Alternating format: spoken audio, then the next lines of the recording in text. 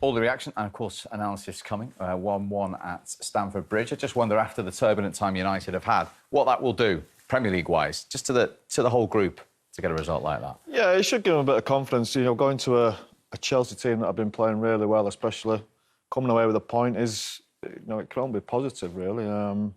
They've got a few fixtures now where they're very winnable as well. I think looking at the next 8, 9, 10 fixtures, well, you say they're winnable, you hope they're winnable with the squad they've got, the players they've got, a new coach coming in to, you know, just to refresh them a little bit, revitalise them a little bit. Going to places like Chelsea and getting a point is a positive result. But if I said to you at the start of the week, after all that had gone on, away game in the Champions League to win the group and go through and then get a point at the leaders, everyone would have taken that, wouldn't they? Yeah, of course you would. You definitely take it. As I said, a turbulent week, losing the manager isn't great. And Michael's done well, hasn't he? It's not been vintage football, I'd say, but it's been football that's got us 2 good results that say you need to get a little bit of confidence. The team has been a mess the last 5 or 6 weeks, really not knowing which way they're going to play, no real structure about them. Now they need to settle down into some kind of system. Maybe today he's found a way of playing. I don't know what the new manager will do. So they need to go on from this now. Going to Chelsea is a tough place to go, so they need to crack on and really kick on now. Yeah, I think it's horses for courses. You know, that result there, that performance against Chelsea, a very, very hard side to play against at the moment. The players wouldn't have enjoyed that. There's no way the players would have enjoyed playing that way, but they'd enjoy getting the point, putting their foot in, working it hard defensively. They can't play that way against the next, as you say, next 10 fixtures. They'll play different. They'll play a bit more open, they'll play better, and they'll try and enjoy the game a bit more. But I know Manchester United players will be down, going back home on that coach, saying, well, if we play like that every week, it ain't going to be enjoyable. But it was right for the one-off game that was needed today, and after the great result they got in the week. But there is so much more they need to do if they're going to really get themselves back where they need to be. And that will happen in time with a new manager. That's really interesting. And not for a one-off game, but over a period of time, do managers worry about whether the players are enjoying it and responding to it? No, they'll enjoy winning. Everyone enjoys winning, but I think players will play better and you'll get more wins if they love what they're doing. If they're you know, they'll every now and again, games like that, under these circumstances, where their club is at the moment, that is the right performance for today.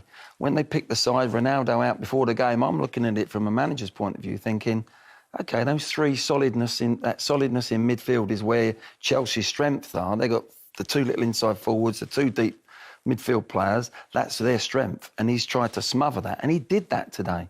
But you can't expect Man United to go and play like that week in and week out against Crystal Palace, whoever they're playing. They're going to take the game to them. And that's where the club's got to go forward. And that's where United fans wouldn't stand for that every week. They really wouldn't. I think when I look back at our team, it's probably a little bit of a myth that you think game, gung-ho, trying to score goals, trying to win games by playing brilliant football. Sometimes you have to have performances like that. You have to respect who you were playing against. And there's many... But the difference was you had an identity at the time of the way you would play. Yeah, we changed, Steve. You think of Man United, you probably think 4-4-2, going for it, wide players. Sometimes you go to Chelsea, you go to Barcelona, you go to Liverpool, the best teams, 4-5-1. Yeah. And you stay in the game. It's not always the best. You probably show more quality than they have done today. But sometimes it's just a scruffy win. Go away, respect the opposition, sit behind the ball. You might just get 1 chance, 2 chances, but you've got to take them. And what about Glenn's point about players? Did you used to enjoy that then? It was the way we had to win sometimes. Now, look, if you come away from win, great. My point is you can't put a team out, and Man United team, with the talent that's in that squad, you can't put a team out like that every week to play that way and try and win and get up the league and win a league. That's what my point. Today was, for me, Michael's got it absolutely spot on. Whoever picked the team has got it absolutely spot on for today's performance against Chelsea in the form that they're in. Paul, you're correct. They're a great side at the moment, in a great run. They couldn't come here today and be expansive. But for going forward, I know Manchester United fans are not going to stand for playing that way, because there's going to be games when they play that way and they're going to lose. So it's a stepping stone, but it's not the template for United to go forward. Where do you stand on all this? I'm always balancing it, and totally get what the lads are saying. I'm just thinking, for the future, sometimes I think you've got to have less of a short-term... OK, so the best chance they had of getting points today was doing what they did. So I sit here and agree with that. But moving forward now. But I just wonder what, you know, if your end game is to be up there with Manchester City, Liverpool, play the way they do, you know, which they don't really change for many teams at the moment. You look at Liverpool, they don't change when they go away. If you want to get to that level, that's my next question to the lads. Well, is this short-term thinking then just going to try to grab a point, which is fine, which is good. They've grabbed the point, so, you know, I'm sat here sort of... But they're better. They've got to want more than that in the future. Are they better than that, Michael? I know but how do they saying. get better than what they are at the minute? Well, I think it has to be coaching. It has to be It can't better players. It can't be playing like that, can it? You think in the midfield area, can that team compete with Manchester City? Can it compete with Liverpool, keeping the ball the way they do?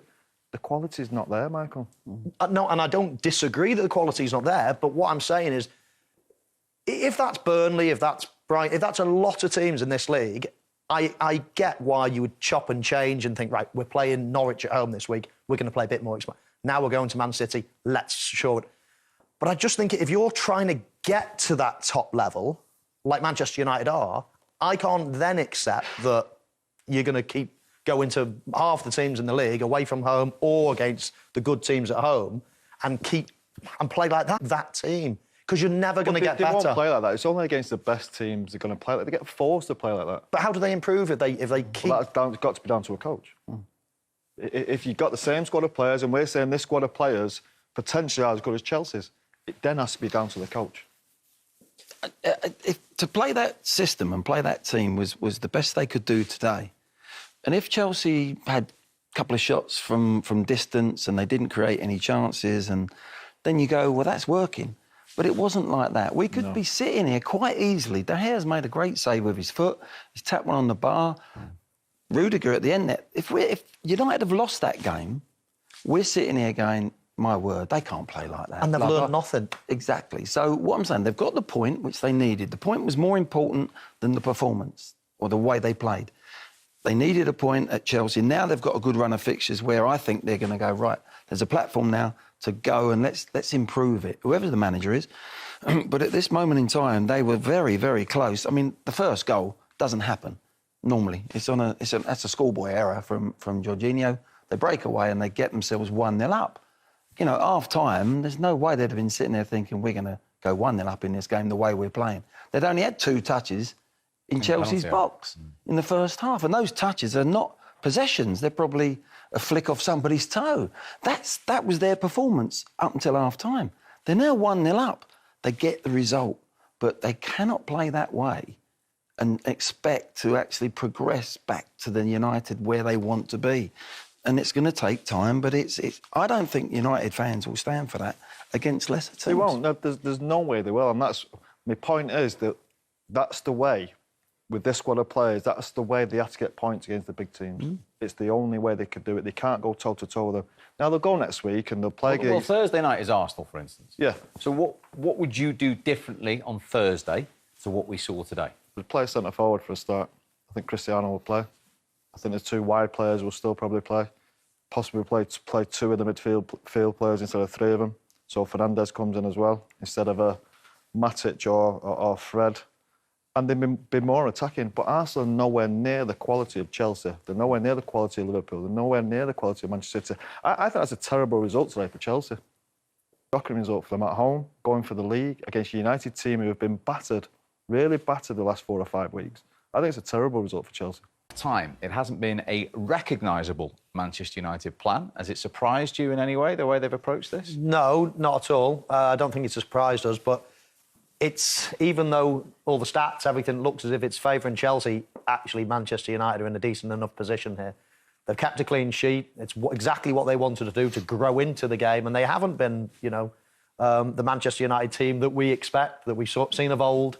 But this is the way he wanted to play, and actually he's probably played it in a decent way. And now, in the second half, you would fancy them to actually start, not coming out, but, you know, they've got options, let's say, and they wanted to stay in this game, and they've got what they wanted so far. And they've limited Chelsea to 2 chances in that first half, Glenn?